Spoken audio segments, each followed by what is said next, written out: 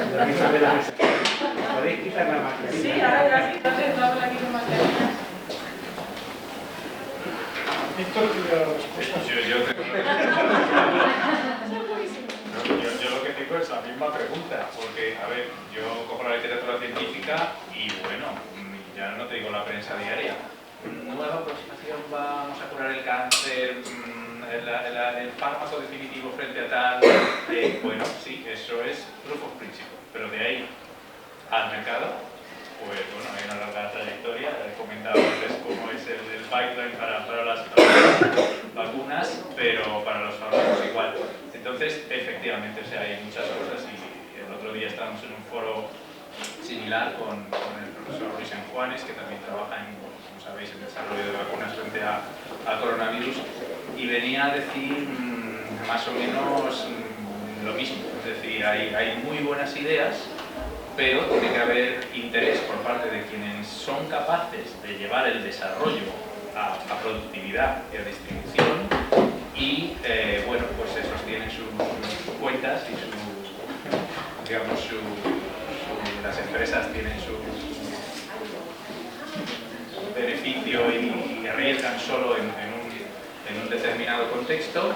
Y bueno, pues lo que se necesita probablemente es un empuje de subvenciones también públicas a las empresas para que salgan adelante fármacos que a lo mejor en mercado no tienen un interés y un valor muy grande. Yo no sé, por ejemplo, cuando hablas con gente de enfermedades raras, realmente hay curas y hay soluciones para esas enfermedades raras, pero a una multinacional no le interesa sacar adelante un proyecto para llevar al mercado un fármaco para curar a 100 personas en el mundo, porque es un mercado muy limitado y, bueno, pues sin una subvención por detrás, pues probablemente no sale adelante. Pero bueno, ahí está, por ejemplo, los materiales, o en concreto las nanopartículas, muchas veces son una manera de hacer realidad, desde el punto de vista de la formulación, formulaciones farmacéuticas que de otra manera, pues a lo mejor no tendrían visos de llegar al mercado, simplemente por cuestiones puramente tecnológicas. Y esto lo hemos visto con las vacunas de RNA. Con las vacunas de RNA para coronavirus ha sido el esfuerzo de empresas como Moderna, que llevaban 20 años formulando RNAs en partículas lipídicas sin que nadie les aprobara nunca nada. Han visto un poco pues esa oportunidad y han demostrado que su tecnología es eficaz. Y es lo que decíamos antes, que hay un antes y un después probablemente. Cuando nos olvidemos de la COVID, como ahora pensamos en la gripe del 18 como una anécdota histórica, la biomedicina recordará estos tiempos porque es la primera vez que se usaron fármacos basados en RNA y tecnología de nanopartículas de manera a distribución mundial.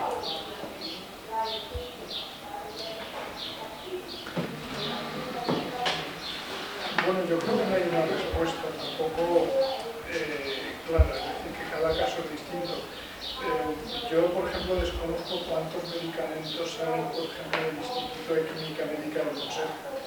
Quiero decir, que es un instituto como específicamente dedicado a sacar medicamentos. No sé cuáles son las limitaciones. Yo creo que muchas veces nuestros laboratorios son relativamente pequeños, hay mucha especialización hasta llegar en la investigación hasta un punto, y el salto es muy complejo. Yo creo que el ejemplo del laboratorio de diferentes es lo único, pero de los pocos, en el que el objetivo final será planteado en resolver todos los problemas técnicos independientemente de que fueran o no de su especialidad, y a buscar los especialistas, pero eso no se suele hacer.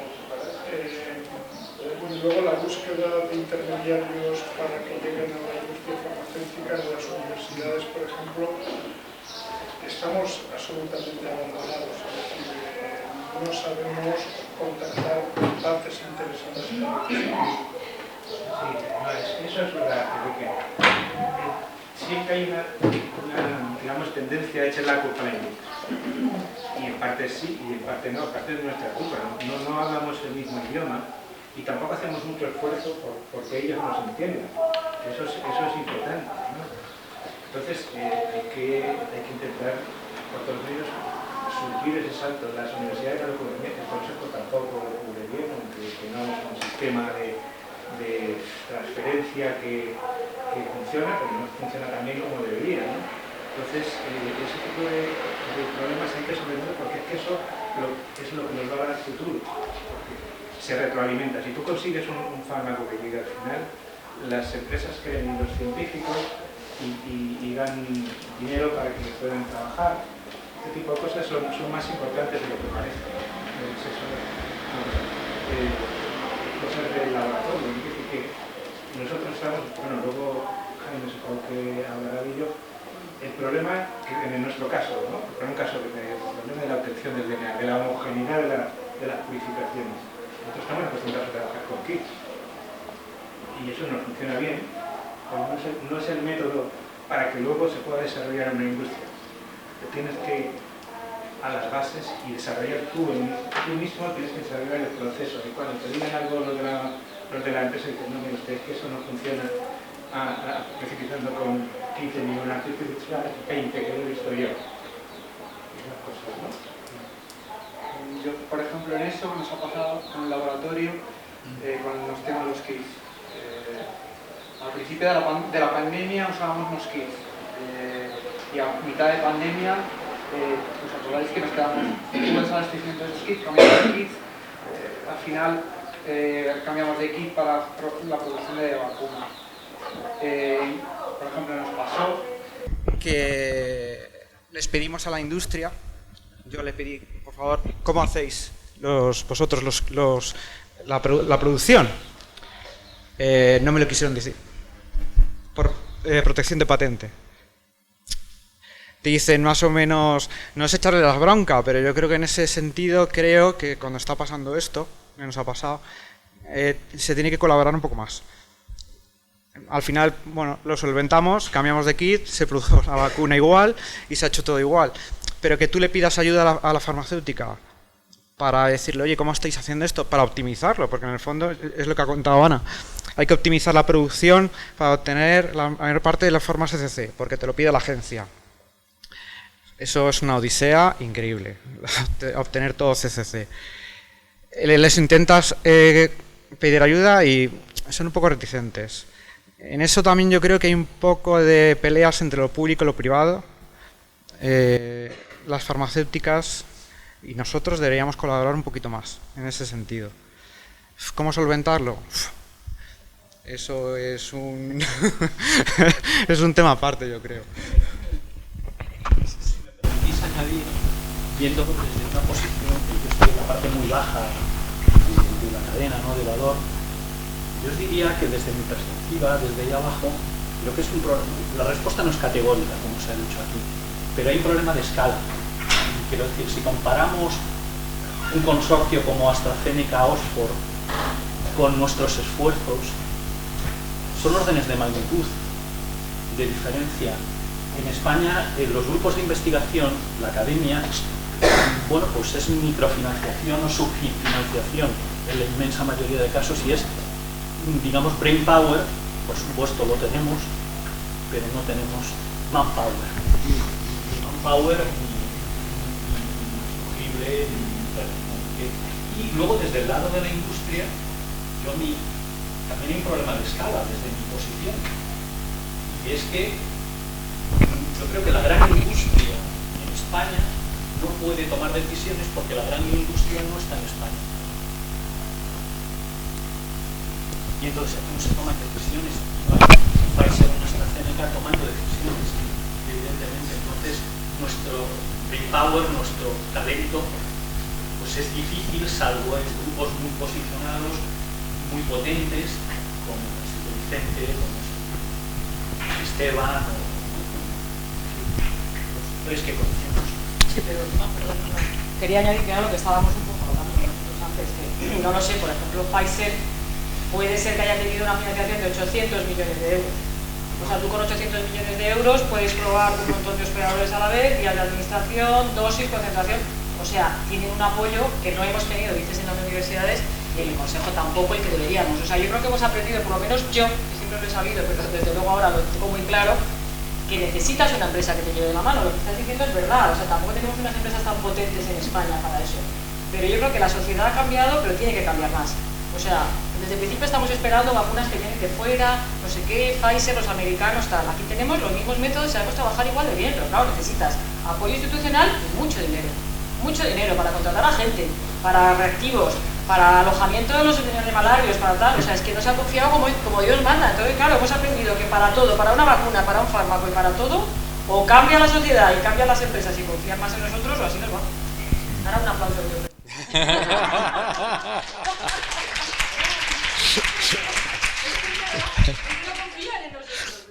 Yo iba a decir algo en la misma línea, pero un poquito más filosófico y de base, si cabe, no tanto ya en lo que es el tejido de confianza y de inversión, ¿no? Y es que realmente es muy excepcional, y Chema lo ha dicho, que un laboratorio como el del profesor Larraga tenga un objetivo finalista, una vacuna para el bienestar animal, para lo que sea. La mayoría de los científicos somos investigadores básicos y nosotros mismos carecemos de esa... no sé cómo decirte, de ese objetivo finalista, no tenemos esa mentalidad. Nos falta un intermediario que sea, porque yo defiendo mi visión como investigador básico. Yo recomiendo un libro que se llama La utilidad de lo inútil, de Nuccio Ordine, que es un filósofo italiano que precisamente defiende lo inútil de la ciencia básica. Dice, si no hubiera habido unos locos que se dedicaban a ver cómo se transmitía la energía en ciertos metales y tal, pues Edison no hubiera inventado la bombilla ni nada. Realmente lo que se necesita es algo pues que probablemente tiene el MIT, es decir, alguien que cace talentos, que esos descubrimientos que hacen los científicos básicos los canalice hacia, bueno, pues hacia realmente un objetivo finalista, como puede ser pues un fármaco, ¿no? En el caso de la biomedicina. Y me parece que estamos todos un poco en nuestro mundo dando palos de ciego, y hay muy pocos laboratorios que tienen una visión completa, ¿no? Creo que también hay una cuestión que se suele mencionar, pero que yo creo que también es importante, sobre todo a la hora de... Muchas de las novedades sobre los productos que estamos hablando vienen mediados por una patente anterior, ¿verdad? Y casi todo el trabajo de investigación, el apoyarla, lo hace normalmente personal investigador predoctoral, que tiene que presentar unas tesis doctorales que muchas veces imposibilitan que se pueda patentar algo, porque eso supondría que esa persona no puede presentar la tesis en tiempo, o etcétera, etcétera. Y eso va asociado a falta de inversión, ¿no? Para poder suplir, que no vaya relacionado el que se tenga que presentar una tesis doctoral y tenga que presentar unos artículos y demás, con poder contratar a personal investigador que se dedique, a lo mejor, más específicamente a desarrollar este tipo de formulaciones. Sí, porque es verdad que luego hay patentes, o hay gente que tiene muchas patentes, por ejemplo en el consejo, pero luego tienes que dar el salto a tener un producto en el mercado. Claro, también de la patente al producto. Sí, también hay, claro. Es que es un salto tremendo. Yo quisiera decir una cosa, y es un poco lo que he hecho, pero os voy a poner mi caso, ¿no? No solo el mío, porque ya sabéis que esto no se hace solo nunca. En el laboratorio nuestro, nosotros hemos hecho una vacuna, pero realmente nosotros lo que trabajábamos, o lo que seguimos trabajando, es en expresión génica diferencial. Es decir, es muy difícil, si tú no tienes un background básico, que se te ocurra la gran idea y que vayas y lo hagas y funcione. Tienes que tener una carrera de años mirando y dubitando y sabiendo qué pasa para poder hacer algo que luego tenga suerte y funcione, que puede no funcionar. Pero a mí me parece que la investigación básica no es desligable de luego lo que pasa, que sí que hay que tener el ojo de halcón, que tienes que ver al final, ¿no? En el caso de Pfizer, vamos a ver, todo el mundo se mete con Pfizer y es verdad que tiene una posición dominante en el mercado, y si en el mercado está, ¿quién quiere Pfizer? Y ya está. En este momento, en pensarlo, es decir, dejan que esté moderna, porque si no, la ley antitrust-americana nos iba a crear, y dejar que esté Novavax, dejar que esté Sanofi y gracias. Han ganado en este año y medio 55.000 millones de euros, que no está mal. Pero vamos a dar el lado bueno. Desde hace 25 años tienen un instituto de vacunas que se gastan 1.000 millones de dólares al año. Saben la internet de todo. Mientras que nosotros tenemos que buscar, llamar a fulanito, oye, mira, tú eres de Arrubar, que si no sé qué. Ellos contratan a un tío y le dan una pasta y te lo hacen. Y cuando se ponen, en nosotros, afortunadamente, tenemos a Noemí con el box para que podamos hacer nosotros. Ellos pueden usar 20 boxes para que hacen un experimento a la vez. Primero que hacer uno, terminar uno, hacer el siguiente y hacer el siguiente. Entonces, bueno, también tienen mucho. Yo estoy de acuerdo en todas estas diagnósticos que han dado cada uno y que son complementarios y que muchas veces yo creo que se solapan en las dificultades, pero yo creo que también tenemos que dar soluciones a la audiencia. Sí. ¿Cómo ante una situación tan catastrófica se puede solucionar esto?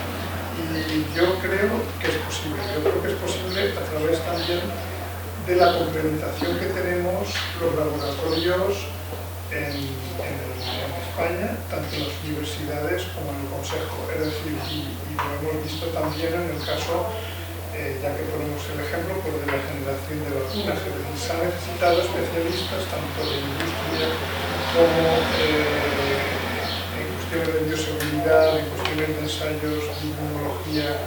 O sea, han tenido que recurrir a especialistas y lo han sabido hacer. En la universidad se puede hacer eso. En una universidad como la Complutense, ahora mismo si quieres buscar un especialista en coadyuvantes, yo estoy seguro que lo encontramos. Y tan bueno como que pueda contratar Pfizer, y más barato.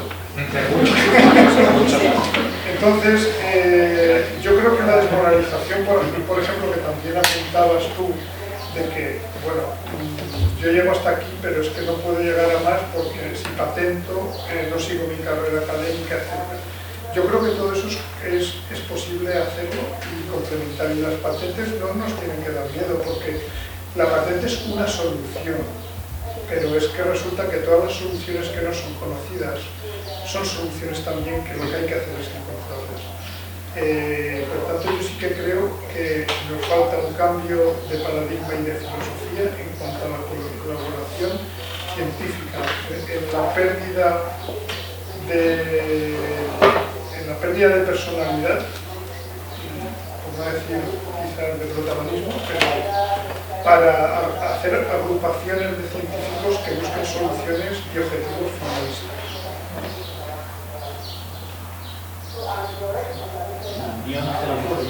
¿Alguien que quiera intervenir y decir algo? María. Bueno, pues gracias. La verdad es que yo aquí... Quiero cerrar una Yo estoy aquí disfrutando mucho de este lado del público. Y la verdad es que me gustaría hacer una reflexión desde el punto de vista optimista, porque realmente me ha llamado mucho la atención la primera charla magistral que he visto, realmente magistral, que siempre comparamos con la gripe del 18, ¿no? Entonces, claro, que es nuestra gran referente, ¿no? Como pandemia. Pero realmente siempre lo vemos desde un punto de vista del siglo XXI. Entonces, cuando se habla de la gripe del 18, pues todos nos decimos gripe y ya pensamos en el virus del cual nos vacunamos todos los años, etcétera, etcétera. En el 1918, gripe era un conjunto de síntomas, como ahora podemos decir catarro, ni siquiera sabían que había un virus detrás. Y tuvieron la suerte de que se morían mucho menos, viajaban menos, y que el virus se domesticó mucho antes que el SARS-CoV-2, ¿no? Y por eso a lo mejor no hubo muchas más horas. Entonces yo creo que realmente, si lo pones en perspectiva a esa pandemia, que según los números decían 2,5% de muertes, con mucha menos movilidad, a 0,08. Es que hay que considerar otra cosa, partimos ya la desde un guerra. punto de vista muy Ten en distinto. cuenta que la población sobre la que incidió llevaba 4 años de hambre de movimientos, porque se desplazaron las poblaciones por la guerra.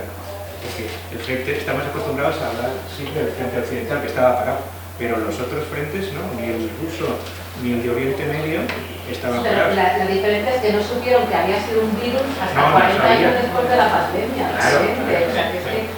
Es totalmente distinto. Y aquí ahora, desde el día 2, teníamos ya secuenciado el genoma del bicho y estábamos haciendo a nivel global una respuesta mucho más coordinado además que, o sea, yo creo que a nivel científico la coordinación que ha habido, la comunicación y la colaboración no tiene precedentes y supongo que vuelve a un poco para atrás porque todos la cantidad de tuberculosos que había en aquella época era tremenda, ¿no? Entonces, imagínate que hay tuberculosos eludidos. Era peor todavía, porque no es que no supieran que era un virus, porque prácticamente entonces no sabían lo que era un virus, sino que creían que era una bacteria. Los que más sabían, los microbiólogos, sostenían la hipótesis de que era Haemophilus influenzae, que efectivamente se había aislado de enfermos de gripe, como infección bacteriana secundaria, el causante de la gripe. De todas maneras, tampoco había ni un arsenal terapéutico ni una estrategia preventiva para infecciones bacterianas. Es decir, yo quiero recalcar lo que dices, vivimos en un momento fascinante para la ciencia. En un momento en el que, vamos, los que llevamos unos años dedicándonos a ciencia, hemos visto avanzar las cosas que no nos lo podemos creer. O sea, que hemos visto nacer la era genómica y empezar a trabajar con toda esa cantidad de datos, empezar a darles un sentido, una generación quizás previa a la mía que vio nacer la biología molecular. Eso es absolutamente fascinante. O sea, que vivimos en un mundo privilegiado y esta pandemia ha demostrado que realmente lo que sabemos es muy, muy útil. Ahora, también es cierto que bueno, pues hay virus que van más deprisa que nosotros y aunque hemos puesto realmente una solución muy deprisa y muy eficaz sobre la mesa, pues todavía tenemos retos que tenemos que resolver. A mí lo único que me da rabia es que de repente nos hemos puesto de moda los científicos y se nos está pasando muy rápido. Y a nivel de financiación, no sé si nos va a aguantar el tirón del tema, ¿no? Porque aquí en este país Ya se está pasando, ¿no? sí. Sí, estamos dejando de estar de moda. Claramente. Y ya hay que subir el gasto en defensa y no nos acordamos del gasto de ciencia. Hay una cosa que, independientemente del sesgo ideológico, con este incremento de gasto en defensa, en cualquier país se produciría un incremento muy notable en el gasto en investigación. Pero aquí no va a pasar eso. Aquí no va a pasar eso bajo ningún concepto. No, si yo recuerdo haberle dicho a un alto cargo, no es que esto de la biodefensa es muy importante, y me miró como si yo fuera un medusino. Y decir, mira, los que sabemos hacer vacunas sabemos hacer lo contrario también. Hay que convencerles de que aumenten el gasto en defensas inmunitarias. Defensas. Defensas inmunitarias. O sea, yo creo que es verdad que se va a poner mucho dinero en defensa, se va a quitar la ciencia. Lo que pasa es que también es verdad que hemos visto riesgo biológico, sobre todo ahora que nos han ido monkeypox, que recuerda un poquito a la viruela, que las viruelas si lo soltasen ahora mismo sería un auténtico desastre, porque la mayoría de la población está inmunizada frente a ello. Entonces es posible que no recorten tanto el gasto en ciencia. Lo que pasa es que, bueno, somos un país en el que históricamente no hemos dedicado mucho a la investigación, como decir prácticamente nada en nuestro Producto Interior Bruto, y si ahora mismo recortas en sanidad, la población está encima, si ahora mismo recortas en educación, la población está encima, y si recortas en investigación, la gente dice, bueno, y eso es lo que pasa en este país, históricamente, y es lo que va a pasar, desgraciadamente. Cuando se da los brotes, otra cosa, claro, cuando salió lo de monkeypox, pues la gente se empezó a preocupar un poquito. Ahora ya parece que el monkeypox está más o menos controlado para una serie de personas que han tenido contactos sexuales y no sé qué. Bueno, pues mira, a mí me va a tocar, ¿sabes? Porque yo no soy promiscuo, porque yo tal, y bueno, la gente se está infectando a pesar de que no sean promiscuos. Se ha infectado un niño, se ha infectado una mamá, se ha infectado un papá, y esos no eran promiscuos. Quiero decirte, y eso la gente no lo ve. Entonces, tarde o temprano pagaremos las consecuencias de esto, pero evidentemente van a recortar la investigación. Vamos, eso es un hecho. A la gente sí le ha pasado el miedo. Sí. Todos los que estamos aquí sabemos que aparte de estar nosotros aquí, hay miles de millones de virus que están circulando. Muchos de ellos son del SARS-CoV-2. En Madrid, teóricamente estamos cerca de 2000, teóricamente, que será muchísimo más. En mayores de 65 años. Y la gente está tan feliz. Esto se ha acabado, ¿no? Pues no se ha acabado. ¿A qué no nos vamos a engañar?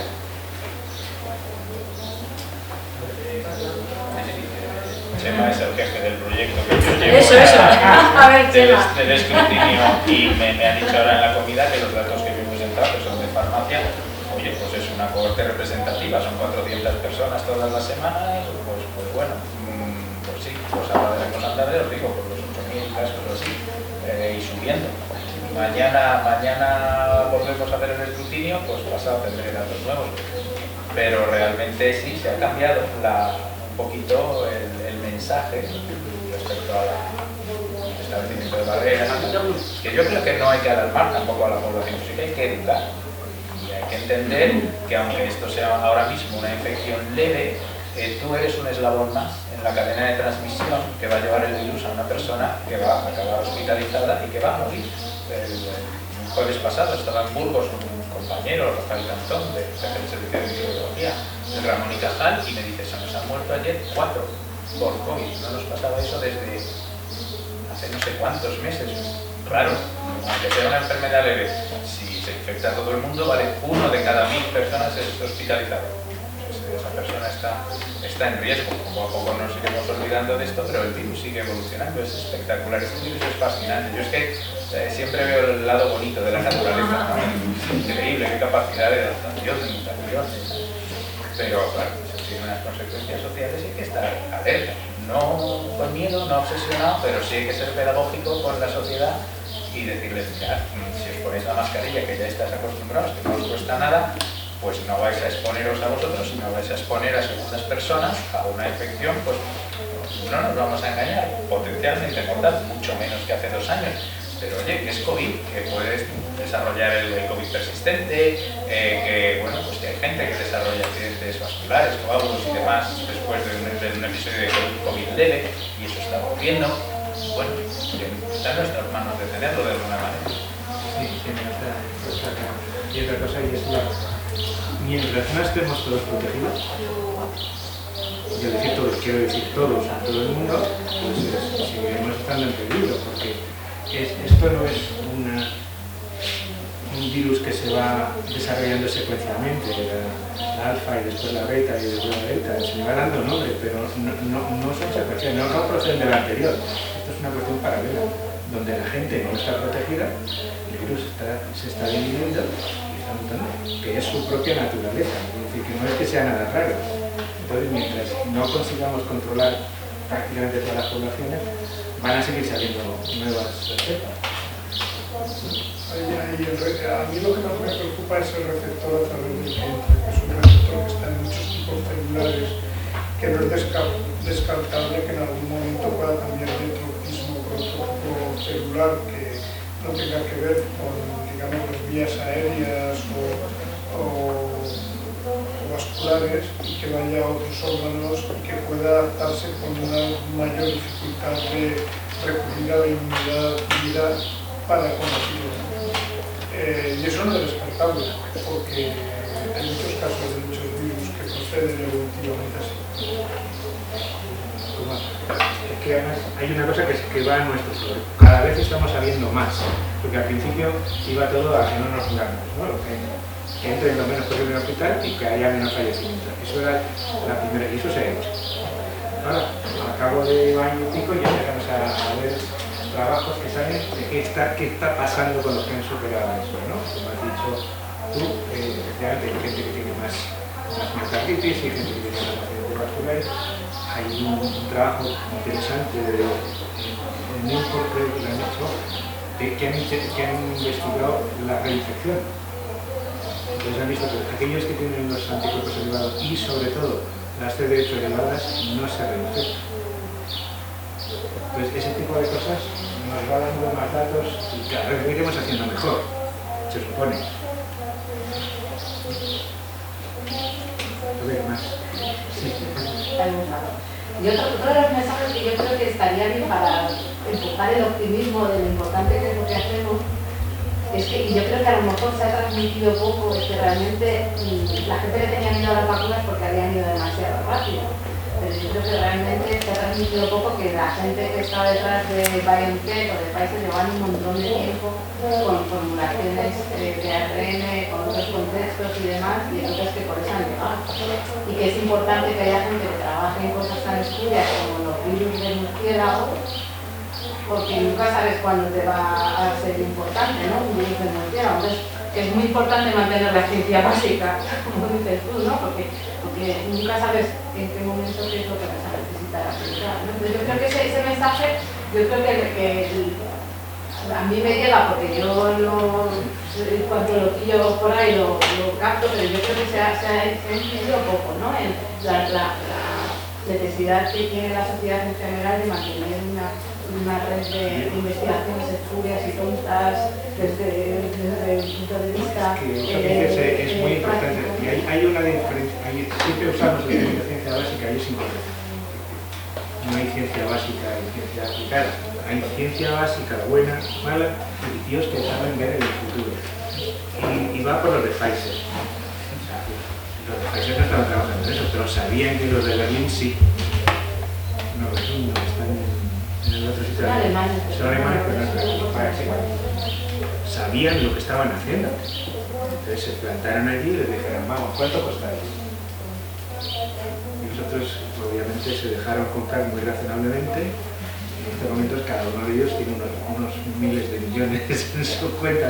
Pero llevaban 25 años trabajando con Filadelfia para hacer el conocimiento básico que luego les aprendió. Pero había otro tío que sabía que lo estaban haciendo y la importancia que tenía eso.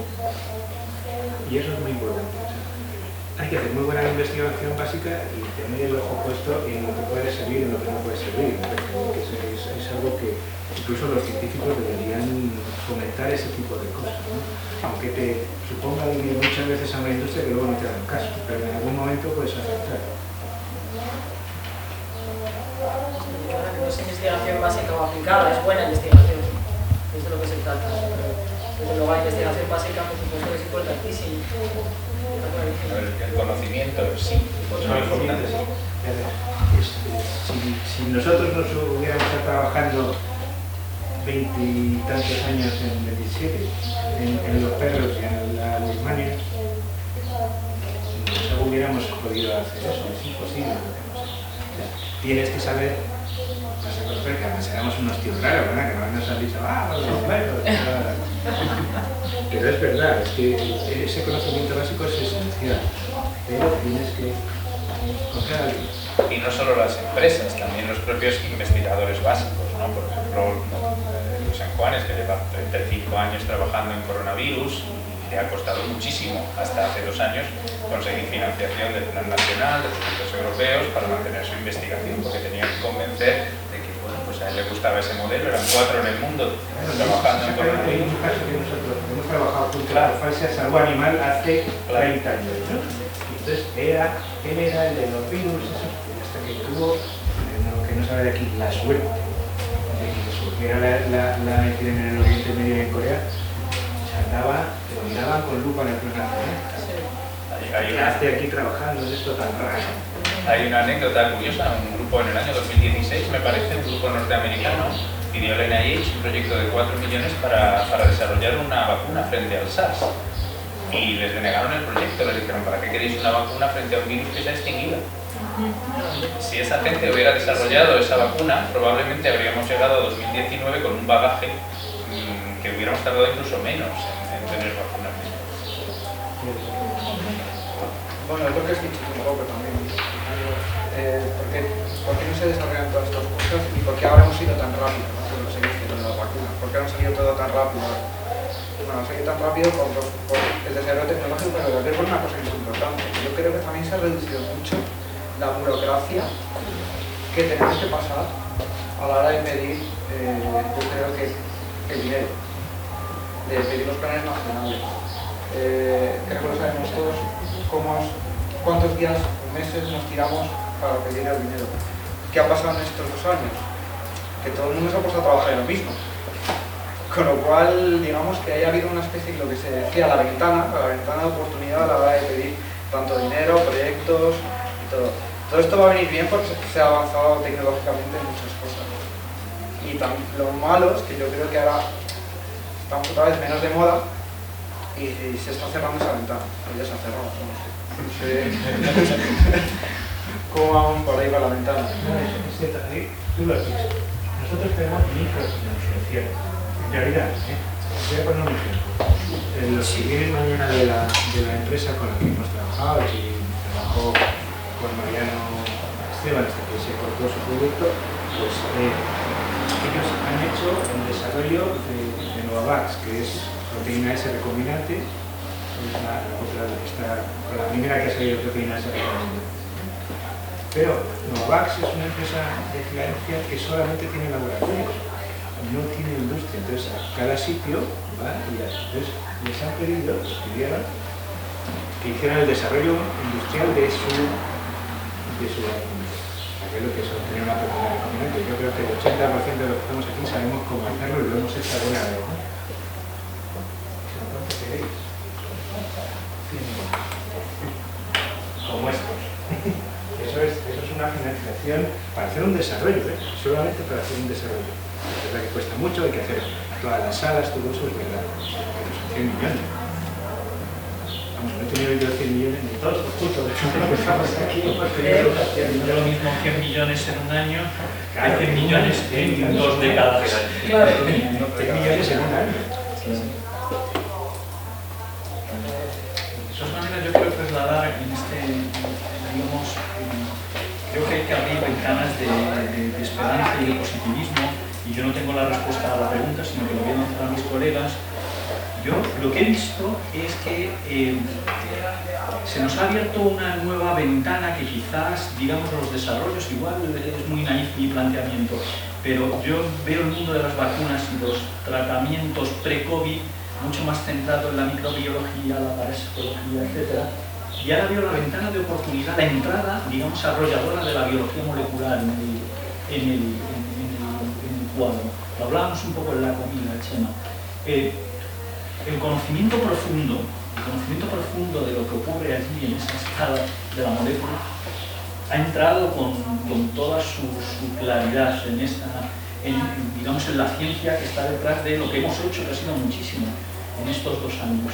Entonces yo quiero preguntaros, que vosotros sois más expertos que yo en esto, porque no soy bioquímico ni biólogo molecular, si efectivamente una de las, no solamente lección aprendida, sino de las grandes oportunidades, de las grandes ventanas que se nos ha abierto es contemplar a esa ciencia fundamental, a la biología molecular, que está ahí, que nos ha dado un montón de respuestas, como una nueva llave, una nueva herramienta superpoderosa para, no el SARS-CoV-2, que es el que tenemos y hemos medio resuelto tal, sino para otras pandemias y otros planteamientos, tanto de enfermedad infecciosa, etcétera, o incluso cáncer.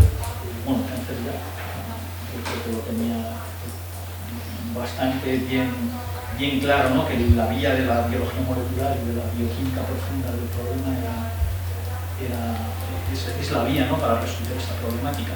Pero en el mundo de las enfermedades infecciosas yo creo que, bueno, pues se ha abierto, ¿no? Una ventana de oportunidad. No sé qué opináis. Sí, bueno. Sí. Yo concretamente opino que sí, que es la parte final de la charla en la que ofrecemos nuestra famosa plataforma Repar, pero es verdad que hay mucha gente y siempre se ha tenido mucho miedo a las vacunas de ADN. De hecho, en el ser humano no se habían comercializado y era siempre, vacuna de ADN, era un miedo, se va a integrar, me va a cambiar mi ADN, voy a ser otro. O sea que yo creo que en ese sentido hemos dado un paso de gigante, y eso es verdad, ¿no? O sea, con Pfizer y Moderna, que son de ARN mensajero, que meten eso ahí, no nos ha pasado nada, y la gente ha dicho, pues no ha pasado nada. Y bueno, por lo menos ahí tenemos efectivamente otra ventana, y también frente al cáncer, yo creo que también es otra ventana importante, y yo creo que sí, ahí por lo menos habremos dado un salto de gigante de concepto, por lo menos en eso sí. Nos ha cambiado. Yo creo que sí, yo creo que estoy totalmente de acuerdo. Sí. A ver, la biología molecular ya estaba muy presente, hormonas y conjugadores vacunas también, ¿no? La hepatitis B, el papillomavirus, es decir, la biología molecular ha estado presente. Y lo que ha supuesto un cambio importante en esta fase es lo que tú has comentado, es la prueba del principio de que se pueden formular fármacos y utilizar de forma masiva sin que haya ningún problema basados en ácidos nucleicos. RNA, RNA, y bueno, pues ahí están, entonces la gente ya empezará a creer y las agencias de licitación pues, comenzarán a pelear con ciertos lobbies, digamos, que manejan conceptos científicamente dudosos y que están en contra de este tipo de lobbies de los transgénicos, pues bueno, resulta que no, pues resulta que estos tratamientos no solo son eficaces, sino que son inocuos. Por supuesto hay que analizar cada caso y hay que estar seguro, hay que estar seguro que la seguridad del fármaco es pero bueno, pues cuando introduces un DNA en tus tejidos que no tiene homología a nada de tu genoma, pues no se puede dar una recombinación, porque la recombinación en nuestras células es homóloga, hasta donde sabemos. Entonces, vale, eso es algo que sabemos, pero bueno, pues habrá que demostrar.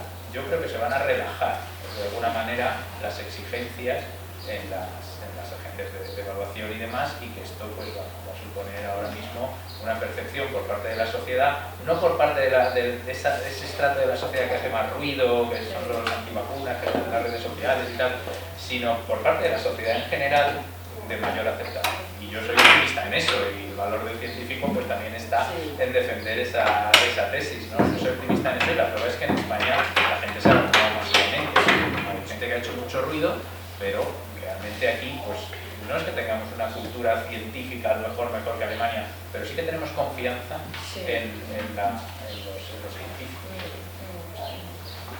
y los médicos. Los médicos demasiado.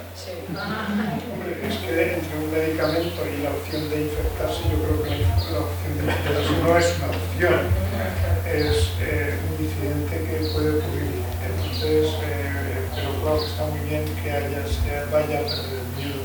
Y eso es un éxito también de los comunicadores, que los denostamos mucho desde la ciencia, pero yo creo que han hecho un buen trabajo, sobre todo los principales medios de comunicación. Bueno, se ha rayado un poco a veces, pero en general han hecho un buen trabajo intentando comunicar con rigor las cuestiones científicas. Yo añadiría una cosa más, es que aunque parezca que es algo lateral, no es tan poco importante. La microbiología, la psicología ya en el cuerpo, era una ciencia vista como antigua. Entonces, tú decías que trabajabas en un parásito, eso es, o en microbiología, ¿no? Entonces, la gente se ha dado cuenta de la importancia que tiene saber microbiología y saber la psicología y saber muchas ciencias básicas que estaban prácticamente en el consejo. Yo puedo asegurar que en los últimos 30 años, si han salido 4 plazas que tengan que ver con la microbiología, muy pocas, porque era una cosa pasada. Disfrazada de algo mucho más específico y tal, sí, pero muy pocas. Entonces, bueno, pues hay que tener cada clase de microbiología. La gente tiene que saber microbiología, pero cuando viene el consejo las cosas no son así. Somos de vanguardia. Eso que tú estudias es una antiguaya. Ciencias no. Sí, pero fíjate lo que pasó en Alemania cuando a principios del siglo XX unos físicos estuvieron trabajando con el cristal líquido, que no se sabía su utilidad, y durante mucho tiempo no se supo su utilidad, y de hecho, pues, pero empezaron a hacer patentes, y cuando llegaron todas las pantallas planas de todos los móviles y de todas las televisiones, ahora son LED, pero en una época enorme, la industria alemana que se dedicó a eso se enriqueció muchísimo y generaron, incluso los que hacían las pantallas en Corea, tenían que recurrir a las patentes para purificar el cristal líquido que hacían en Alemania. Y fue gracias precisamente a todos los años, digamos, de sequía, pero de información que habían adquirido el cristal líquido. Y eso pasa lo mismo, yo creo, en todos los ámbitos. El atraso que sufre Rusia en genética es precisamente porque el poder soviético en su tiempo prohibió el estudio de la genética porque hacía que los humanos no fuéramos iguales ante la ley, etc. Entonces, prohibieron todo lo del disémico y todo aquello, ¿no? El atraso es ancestral el que tienen, siguen teniendo. Los rusos no, pues tardarán años en llegar a la altura que tienen en otras naciones, ¿no? Entonces sí que es importante apoyar el conocimiento más que, porque conlleva un enriquecimiento de la sociedad enorme. Y el paso que habéis dado con este cassette, que ahora podemos meter cualquier tipo de antígeno, es un paso adelante extraordinario. Sí, eso no parece, es que ya hemos hecho negocio de este medio. Sí, estamos muy convencidos. Por favor. No, bueno, yo simplemente, como no soy experta sobre este tema, intento meter un poco como una visión de alguien de fuera, ¿no? La sensación que yo he tenido que veía a las personas, ¿no? Y porque decimos la ciencia se pone de moda, es que las personas son conscientes de que es la única salida. Hay un momento que, pero en ese momento van a necesitar a los científicos para que les expliquen lo que está pasando, aunque ellos tampoco lo saben muy bien, porque íbamos viendo lo que estaba pasando en la época de la pandemia, ¿no? Cuando vino el volcán, que salían vulcanólogos, yo no sabía que había en España tantos vulcanólogos, ¿no? Y entonces, o sea que realmente yo creo que ha sido un papel muy importante, la gente se ha dado cuenta que es lo que la ciencia es necesaria y yo creo que se va a seguir apoyando. Lo que pasa es que luego llega un momento y dice, vale, muy bien, me lo explica muy bien, me explico muy bien, pero yo ahora quiero una vacuna en España, como lo que estáis haciendo vosotros, porque si no, o sea, realmente yo tengo científicos que investigan, que lo entienden muy bien, pueden transmitirme lo que está pasando, pero realmente luego la vacuna me viene de tal país o de tal otro, de Alemania o de donde sea, ¿no? Y entonces, bueno, pues quería meter un poco ese debate, o sea, esa percepción, que por supuesto yo soy consciente que estoy haciendo un poco de abogado del diablo, ¿no? Pero bueno, puedo ver cómo lo veías, por ejemplo, tú, Vicente. Vamos a ver, el componente geopolítico de las vacunas es innegable. Fundamentalmente, las empresas norteamericanas venden hasta el momento al mundo occidental, porque son los que tienen el dinero, y tanto las fábricas chinas, como que tiene dos vacunas, como los soviéticos, los rusos que tienen la malilla, la están utilizando, se la están dando gratis a los países africanos y algunos menos asiáticos, para los africanos muchos. Por eso se sabe que la vacuna Sinovac no funciona muy bien, no tiene grandes protecciones, porque lo han probado fundamentalmente en Sudán del Sur y no ha funcionado muy bien. Sudán del Sur, no sé si lo sabéis todos, pero Sudán del Sur es un país que se hizo gracias a la presión de China. Que China estaba interesada en el petróleo de Sudán del Sur, se dividió de Sudán y son los dueños, entre comillas, de Sudán del Sur. Lo han probado allí y no funciona muy bien.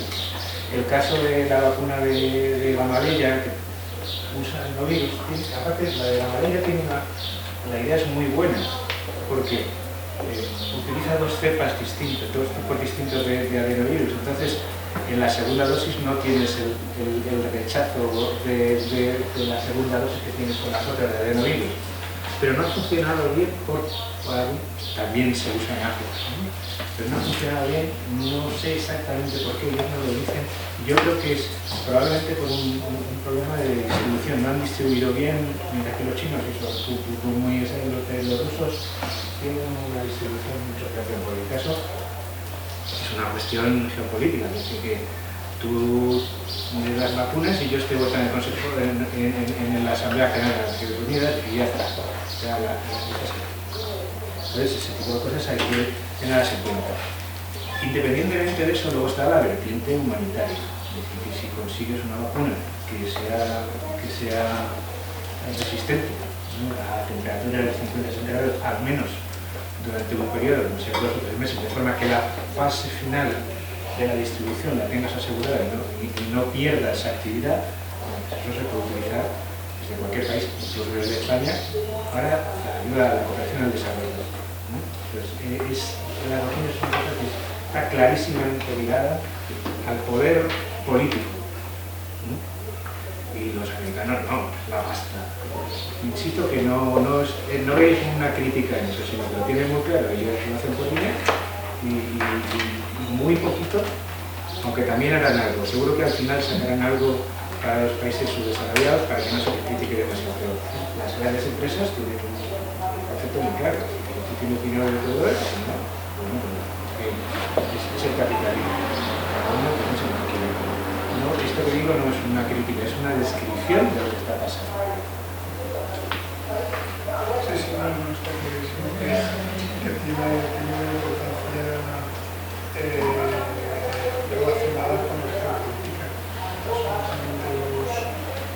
las decisiones en ese sentido y en malaria, por ejemplo, que es lo que yo me dedico, lo observas continuamente. La distribución de test, por ejemplo, que realmente detectan un porcentaje muy bajo de la malaria y que hace que siga persistiendo la malaria en las zonas endémicas, pues es una decisión que se mantiene desde los organismos como la Organización Mundial de la Salud cuando se sabe que no tiene eficacia. Y ahí hay intereses creados de muchas compañías y de países que buscan precisamente esos apoyos que son...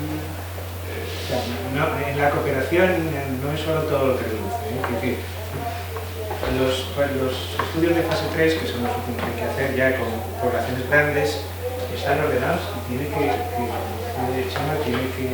controlarlos la Organización Mundial de la Salud. Como sabéis, cuando se empieza un estudio de fase 3, antes se hacían en 2 años. Ahora esto se me hecho negativo, pero antes se hacían en 2 años.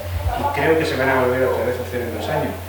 Pero al acabar el primer año se hace el análisis, se hace un análisis completo de una zona para ver cómo está funcionando, ¿no?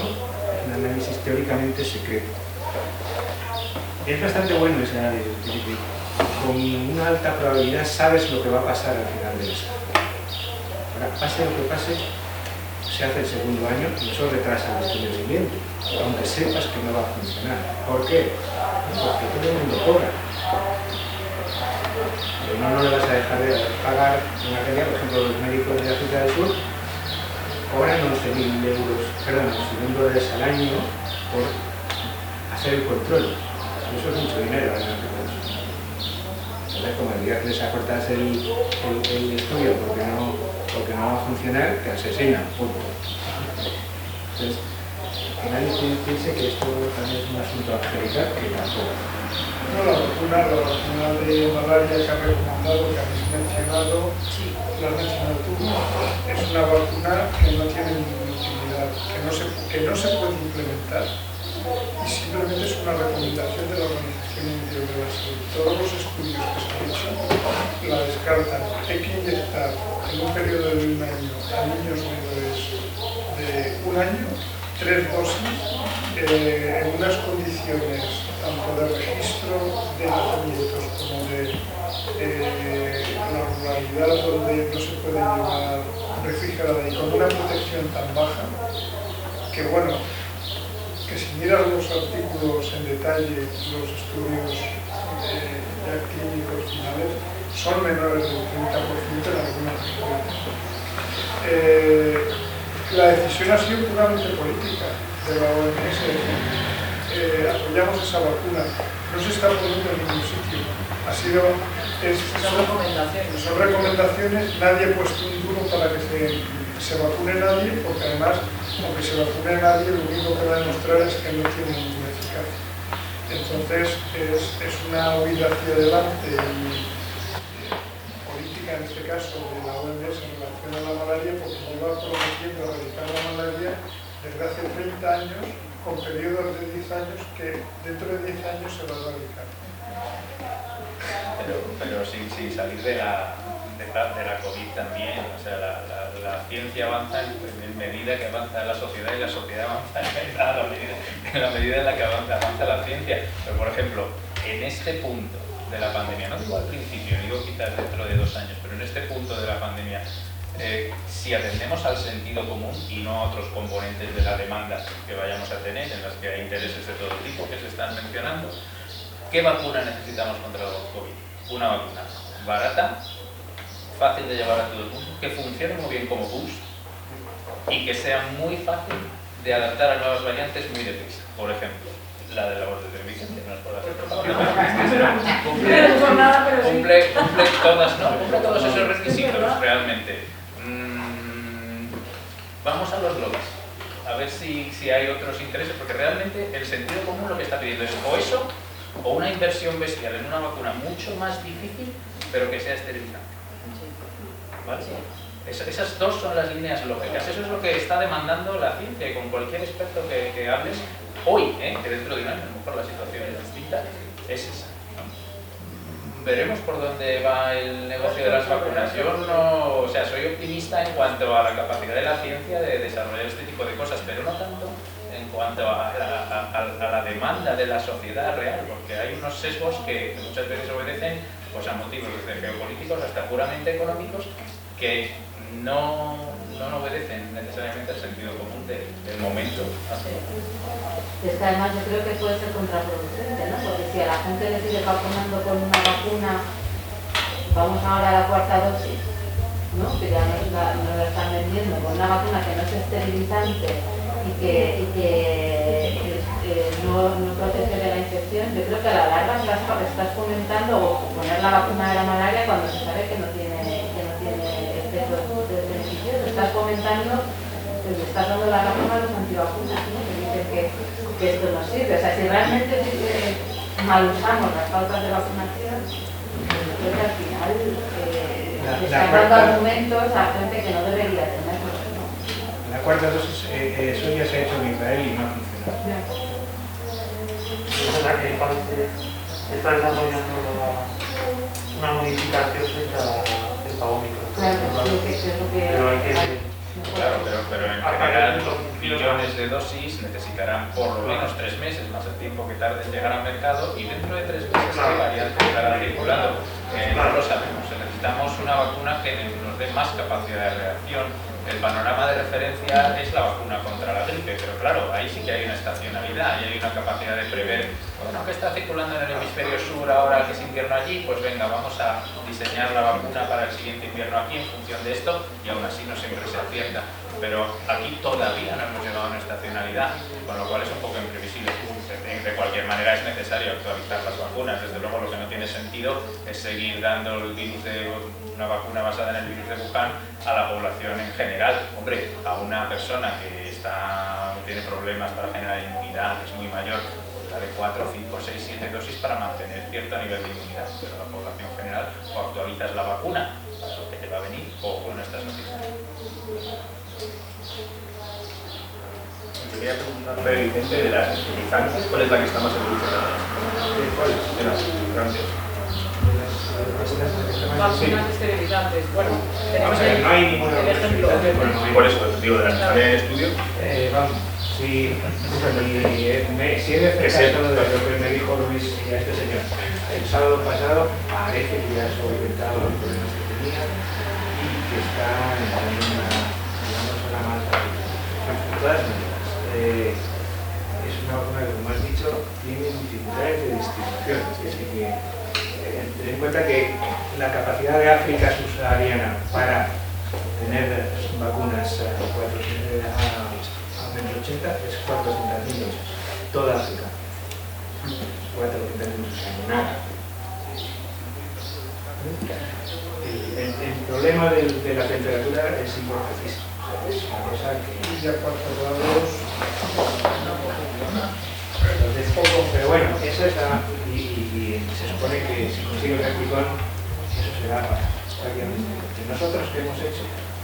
Como lo enseñó Ana, lo que hemos hecho es ver a partir de qué día nuestra vacuna es capaz de bloquear la replicación del virus. Y a partir del segundo día ya no podemos decir que es esterilizante porque las primeras 48 horas se está replicando, pero bueno, es algo que se parece bastante. Entonces, esto es una carrera. No sé si le conseguimos pillar. Hay una cosa que has nombrado, que son las dosis. Parece una tontería, pero no es una tontería. Muchas de las personas a las que se va a vacunar están lejos de los centros de vacunación. 8, 10, 15 kilómetros de pues tienen que ir con ver a sus hijos a vacunar. Una vez van siempre, porque la verdad es que la gente está muy concienciada en África de América Latina y de la bondad de la vacuna, ¿no? La segunda dosis va bastante gente, la tercera dosis no llega al 30%. Entonces tienes que intentar que una cosa funcione con el mínimo de dosis posible, sin hacer trampas como hizo Janssen. Janssen tuvo un error en el desarrollo, entonces llegó más tarde que AstraZeneca. Y dijo, vamos a ver qué hacemos. ¿Cómo vendemos algo que sea distinto? Una protege una dosis. Y no, necesita dos dosis. Eso ha sido un descrédito tal que los ha eliminado del sistema. O sea que, ojo cómo se juega porque... Y aún así, lo mencionábamos el otro día en el otro curso, la vacuna de AstraZeneca no está aprobada por la FDA. La AstraZeneca no está aprobada en Estados Unidos y probablemente no estará. Por mantener la territorialidad de Johnson Es que además, el presidente Trump, antes de irse de presidente, llenó una orden ejecutiva bloqueando las exportaciones de las materias primas que se iban a hacer la prueba. Que tú puedes tener la patente o lo que quieras, pero si necesitas una materia prima que está en Estados Unidos, la hay decenas, me consta, de vacunas en ensayos clínicos en administración por aerosol. De hecho, ahora mismo es tan importante el generar una vacuna esterilizante que todo el mundo que desarrolla una vacuna que pueda, de alguna manera, sobre el papel, generar inmunidad en mucosas, la van a probar por aerosol y no se sabe quién va a ganar la carrera, pero bueno, por un lado por el secretismo de los ensayos clínicos, por supuesto que son cuestiones empresariales, y bueno, pues por otro lado porque los resultados de esos ensayos clínicos y el interés que esos ensayos clínicos despierten en las propias compañías que los van a distribuir, pues será lo que determine quién gana la carrera. Ahora que habéis mencionado... No, que estaba acordándome que habéis mencionado lo de AstraZeneca, lo que hablabais de la política, y realmente es un ejemplo claro. O sea, AstraZeneca la han demonizado sin tener por qué. O sea, accidentes vasculares tienen con todas las vacunas. A los pobres de AstraZeneca ha sido un pánico mundial. ¿Y por qué? Porque nos hemos enterado de que a fulanito o menganito le ha dado no sé qué cosa. O sea, ¿cuándo nos hemos enterado el resto del mundo del desarrollo de la vacuna del sarampión, de la hepatitis, de la polio, etcétera? O sea, lo que pasa es que estábamos al detalle y eso ha sido un tema claramente político, que han demonizado una vacuna que funcionaba perfectamente, que era otro adenovirus y que accidentes vasculares se debido haber con todas. Supongo, vamos, creo, me pregunto. No sé, pienso yo, ¿no? Porque... Muy poco frecuentes. Pero claro, si se hace una farmacovigilancia de otro tipo de vacunas, pues estaría probablemente por eso me gusta el poder sobre los medios de comunicación. Ahora no sé por qué, pero hace 10 años cuando la vacuna, ¿os acordáis de la vacuna la gripe aviar? Sí. Estaban radiando el número de personas que estaban muriendo. Y luego al final, la verdad es que el número de fallecidos fue bastante bajo. Pero se creó una psicosis tal que algunas empresas se forraron vendiendo, por ejemplo, gel de manos o cosas de estas. Hay que analizar también con cuidado lo que se dice en los medios de comunicación. En general han estado bastante bien en esto, pero depende. Sí, depende. Ha habido un punto en el que había que llenar horas de televisión y de radio con coronavirus y bueno, pues llega un momento en que ya no sabían qué hacer y que eso es muy peligroso. Sí, eso es verdad. Puesto que parece que la dificultad es que el coronavirus va avanzando y las vacunas van siempre detrás, y ¿qué otra opción de alguien luego sería, por ejemplo, buscar antivirales? Hacer el otro enfoque, es decir, vamos a buscar porque de eso hay bastante poco. Sin duda, no, se están buscando y también lo están haciendo bastante bien. El problema de los antivirales es que son carísimos. Carísimos. O sea, los únicos que están utilizando, yo el precio del antiviral de Pfizer no lo sé, pues no lo han dicho. Sí dijeron el que no funcionaba tan bien de Merck, y eran los 5 días de tratamiento $700. Entonces, con ese precio tú no puedes tratar a la población en general. Sí, eso, bueno, el curso del Escorial del año pasado yo daba la charla de antivirales frente a COVID y probablemente no la podría dar este año porque ha cambiado muchísimo el panorama, pero desde luego eso pasa con los virus en general. O sea, más allá de prevenir que curar. Cuando hay estrategias vacunales que son válidas, los fármacos pasan un poco a un segundo plano y la validez que tienen los antivirales anti-COVID, anticoronavirales que están surgiendo ahora es precisamente prevenir enfermedad grave en pacientes de riesgo. Efectivamente son caros, son de uso hospitalario y por fin, y también esto ha sido un logro del desarrollo farmacológico, en muy poco tiempo han salido fármacos utilidades nuevos, con nuevas. El Paxlovid pues es un fármaco que funciona, y después de muchas defecciones al principio de la pandemia, si recuerdas, por el uso compasivo de fármacos de distribución, pues la cloroquina o la citromicina, etcétera, que bueno, eso funcionaba in vitro, pero no tenía ninguna utilidad terapéutica.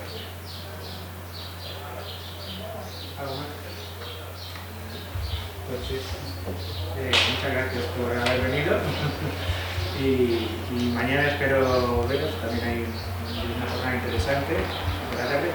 Vienen una parte responsable de la empresa que está más implicada, Salvoitra, en estos desarrollos, y luego un doctor científico de la Universidad de Zaragoza que está haciendo una fase 3 en África frente a la tuberculosis, que es una vacuna muy seria.